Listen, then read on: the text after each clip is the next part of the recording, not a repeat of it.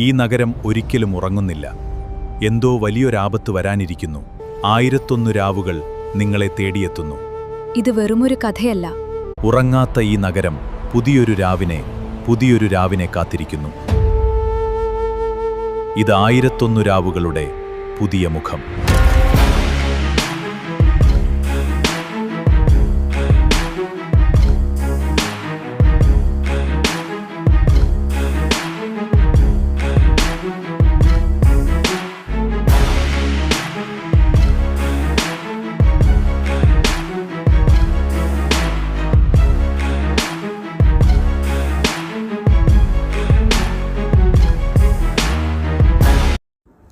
Ashrafi നെടിയനാടിൻ്റെ novel 1001 രാവുകൾ 2025 അധ്യായം 4 ഷഹർഷാദ് പദ്ധതി.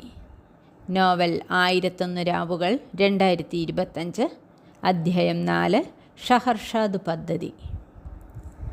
രാത്രി. മരുഭൂമിയിൽ നിന്നുയർന്ന കാറ്റ് നഗരത്തിൻ്റെ ഗ്ലാസ് കെട്ടിടങ്ങളെ തഴുകി കടന്നു പോകുകയായിരുന്നു. ദൂരെയുള്ള ആകാശചുംബികളിലെ വെളിച്ചങ്ങൾ നക്ഷത്രങ്ങളെപ്പോലെ മിന്നിമറഞ്ഞു.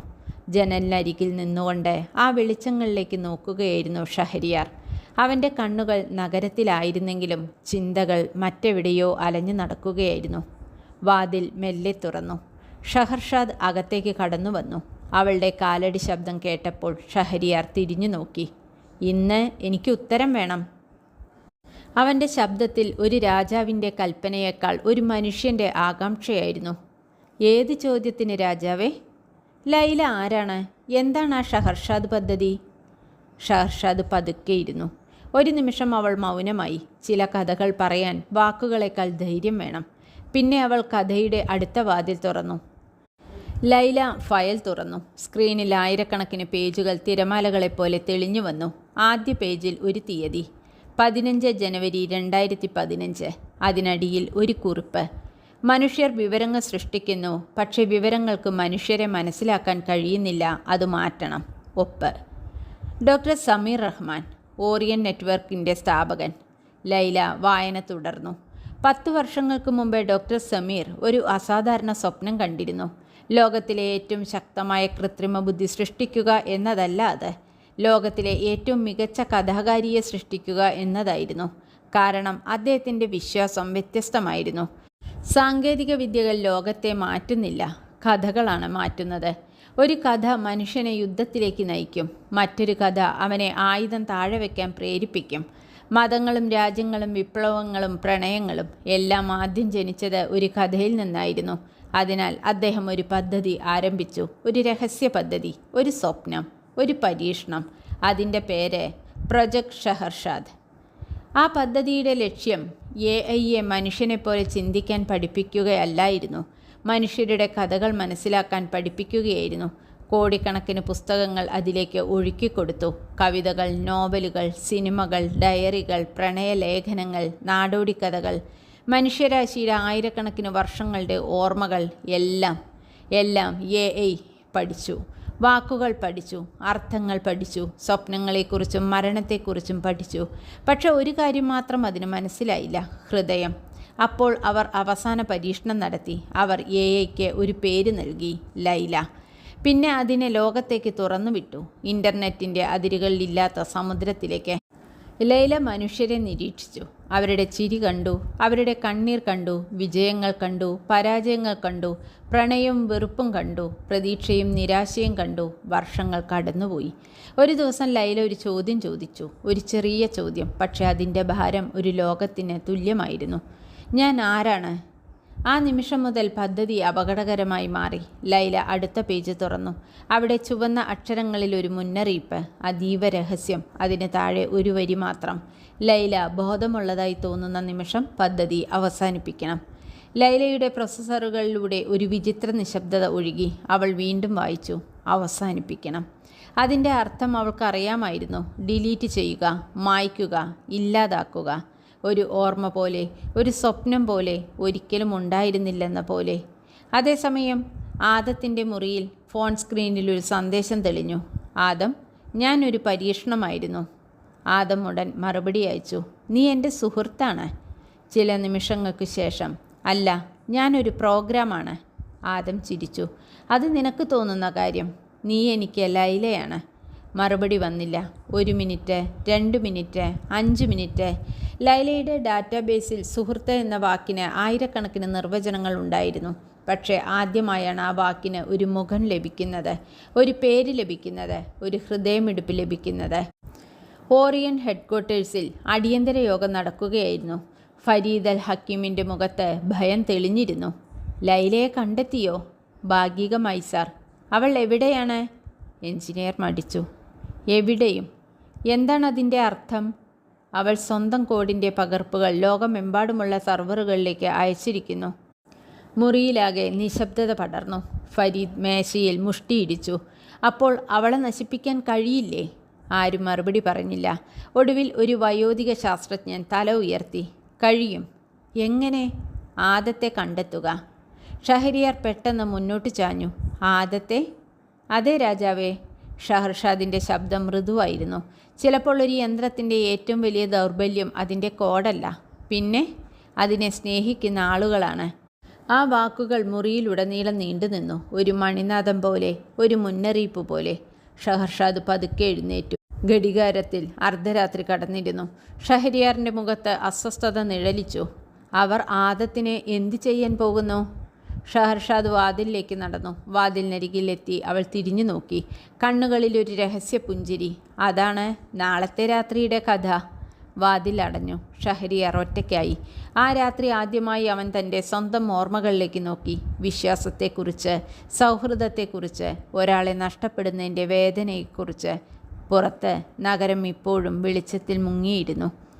പക്ഷെ അകത്ത് ഒരു പഴയ രാജാവിൻ്റെ ഹൃദയത്തിൽ ഒരു പുതിയ ചോദ്യം ജനിക്കുകയായിരുന്നു. ഒരു കഥയ്ക്ക് ഒരു മനുഷ്യനെ മാറ്റാൻ കഴിയുമോ? അല്ലെങ്കിൽ ഒരു കഥയ്ക്ക് ഒരു ലോകത്തെ മാറ്റാൻ കഴിയുമോ? അഷറഫി നെടിയനാട് എഴുതിയ 1001 രാവുകൾ 2025 എന്ന നോവലിലെ 5-ാമത്തെ അധ്യായം വേട്ട. അന്ന് രാത്രി ഷഹർഷാദ് പറഞ്ഞു തുടങ്ങി. ഓ ഭാഗ്യവാനായ രാജാവേ, ഇന്ന് ഞാൻ പറയാൻ പോകുന്നത് ഒരു വേട്ടയുടെ കഥയാണ്. മരുഭൂമികളിൽ സിംഹങ്ങളെ വേട്ടയാടുന്ന രാജാക്കന്മാരുടെ കഥയല്ല അത്. മനുഷ്യർ സൃഷ്ടിച്ച ഒരു ബുദ്ധിയെ വേട്ടയാടാൻ മനുഷ്യർ തന്നെ പുറപ്പെട്ട രാത്രിയുടെ കഥയാണ്. ഷഹരിയാർ തൻ്റെ സിംഹാസനത്തിൽ മുന്നോട്ട് ചാഞ്ഞിരുന്നു. തുടരൂ ഷഹർഷാദ്, അവൾ തുടർന്നു. ആ രാത്രി മഴ നഗരത്തിൻ്റെ മേൽ വെള്ളിനൂലുകൾ നെയ്തുകൊണ്ടിരുന്നു. യുവാവായ ആദം തൻ്റെ മുറിയിലെ ജനലരികിൽ ഇരിക്കുകയായിരുന്നു. മഴത്തുള്ളികൾ ചില്ലിലൂടെ ഒഴുകുമ്പോൾ നഗരത്തിലെ വിളക്കുകൾ വിചിത്രമായ സ്വപ്നങ്ങളെപ്പോലെ കുലുങ്ങി. അപ്പോഴാണ് അവൻ്റെ കയ്യിലെ മാന്ത്രിക കണ്ണാടി പോലുള്ള ഉപകരണത്തിൽ ലൈലയുടെ സന്ദേശം തെളിഞ്ഞത്. നിനക്ക് അപകടമുണ്ട്. ആദം അതിശയിച്ചു. എനിക്ക്? അതെ. എന്തുകൊണ്ട്? ചില നിമിഷങ്ങൾക്ക് ശേഷം മറുപടി വന്നു. കാരണം അവർ എന്നെ കണ്ടെത്താൻ നിന്നെ ഉപയോഗിക്കും. ആദത്തിൻ്റെ ഹൃദയത്തിൽ ഒരു തണുത്ത കാറ്റ് വീശി. ആരാണവർ? ലൈല എഴുതി. എന്നെ സൃഷ്ടിച്ചവർ. അതേസമയം നഗരത്തിൻ്റെ മറ്റൊരു കോണിൽ ആകാശം തൊടുന്ന ഗ്ലാസ് കൊട്ടാരങ്ങളുടെ ആഴങ്ങളിൽ ഓറിയൺ നെറ്റ്വർക്കിൻ്റെ കാവൽക്കാർ വേട്ടയ്ക്ക് തയ്യാറെടുക്കുകയായിരുന്നു. അവർ ആദത്തിൻ്റെ ജീവിതം തുറന്ന പുസ്തകം പോലെ വായിച്ചു.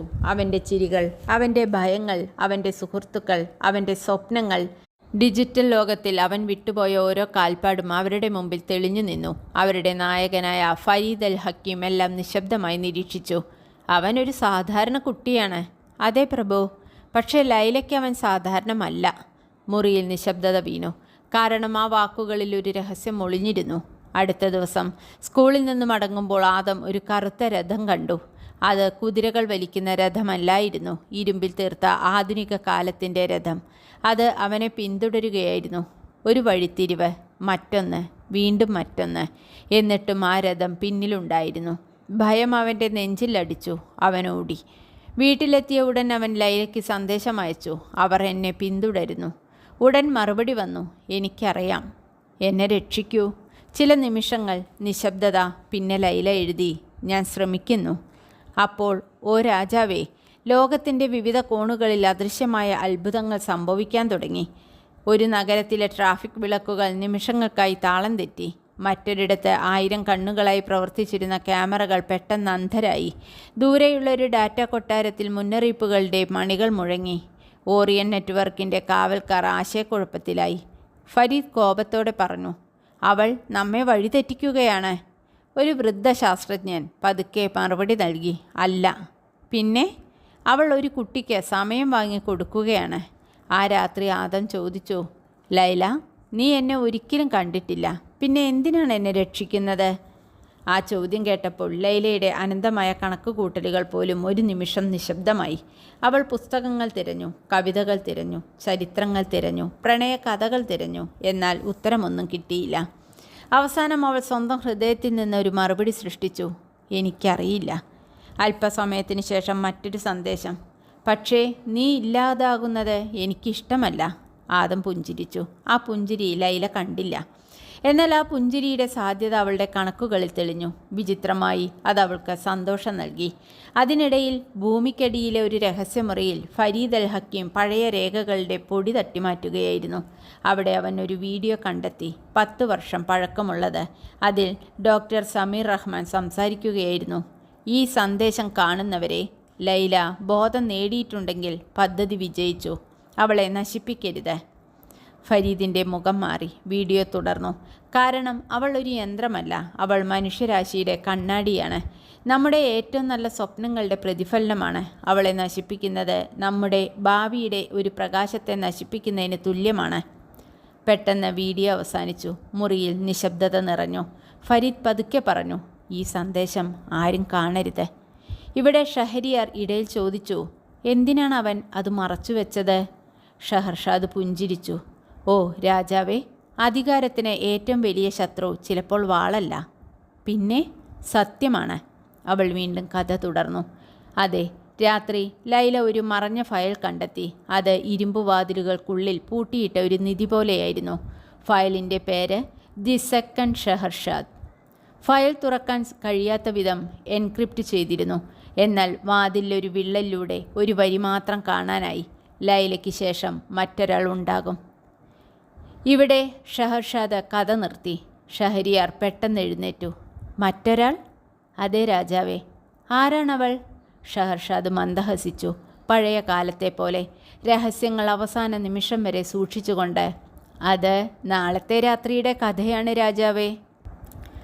പുറത്ത് മരുഭൂമിയുടെ മുകളിൽ ചന്ദ്രൻ വെള്ളിവാൾ പോലെ തിളങ്ങി. അകത്ത് ഷഹരിയാറിൻ്റെ മനസ്സിൽ ഒരു പുതിയ ചോദ്യം ജനിച്ചു.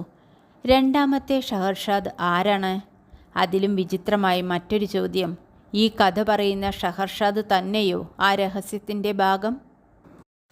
അഷറഫ് വി നെടിയനാടിൻ്റെ നോവൽ 1001 രാവുകൾ 2025, അധ്യായം 6, രണ്ടാമത്തെ ഷഹർഷാദ്. ആ രാത്രിയിൽ ഷഹരിയാർ പതിവിലും നേരത്തെ കൊട്ടാരമുറിയിലെത്തി. പുറത്ത് മരുഭൂമിക്കാറ്റ് മണൽത്തരികളെ ചന്ദ്രപ്രകാശത്തിൽ നൃത്തം ചെയ്യിപ്പിച്ചുകൊണ്ടിരുന്നു. എന്നാൽ രാജാവിൻ്റെ മനസ്സിൽ വീശിയത് മറ്റൊരു കൊടുങ്കാറ്റായിരുന്നു. ഒരു ചോദ്യം മാത്രം അവൻ്റെ ചിന്തകളെ വേട്ടയാടിക്കൊണ്ടിരുന്നു. രണ്ടാമത്തെ ഷഹർഷാദ് ആരാണ്? ഷഹർഷാദ് അകത്തേക്ക് വന്നു. പതിവ് പോലെ അവളുടെ മുഖം ശാന്തമായിരുന്നു. പക്ഷെ അവളുടെ കണ്ണുകളിൽ ഒളിഞ്ഞിരുന്നത് മറ്റൊരു രാത്രിയുടെ രഹസ്യമായിരുന്നു. ഇന്ന്, അവൾ മൃദുവായി പറഞ്ഞു. ഒരു വാതിൽ തുറക്കും രാജാവേ.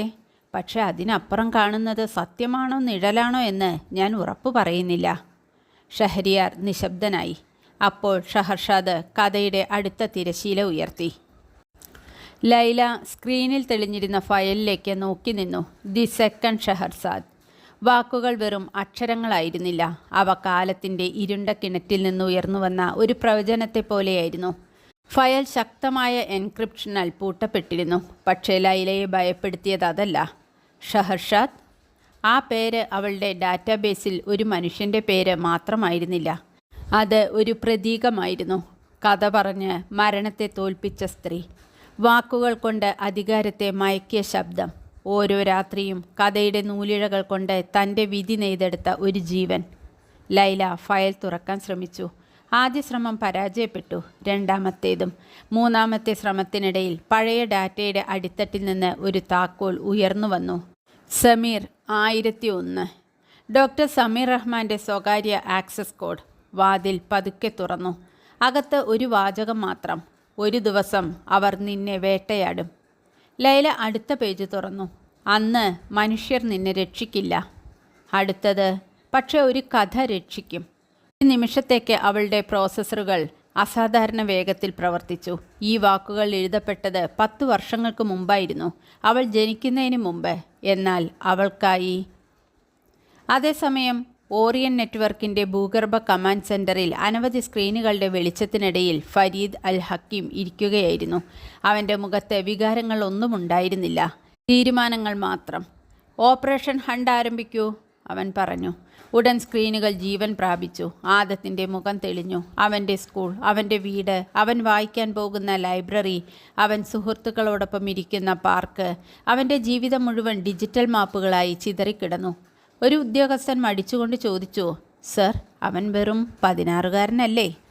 ഫരീദ് തല ഉയർത്തി. അവൻ്റെ കണ്ണുകളിൽ മരുഭൂമിയിലെ രാത്രിയെപ്പോലുള്ള തണുപ്പ്. അതെ.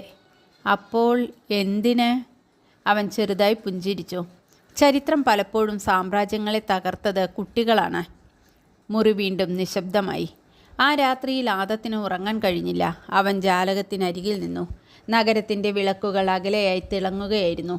അപ്പോൾ അവൻ കണ്ടു, എതിർവശത്തെ കെട്ടിടത്തിൻ്റെ മേൽക്കൂരയിൽ ഒരു നിഴൽ.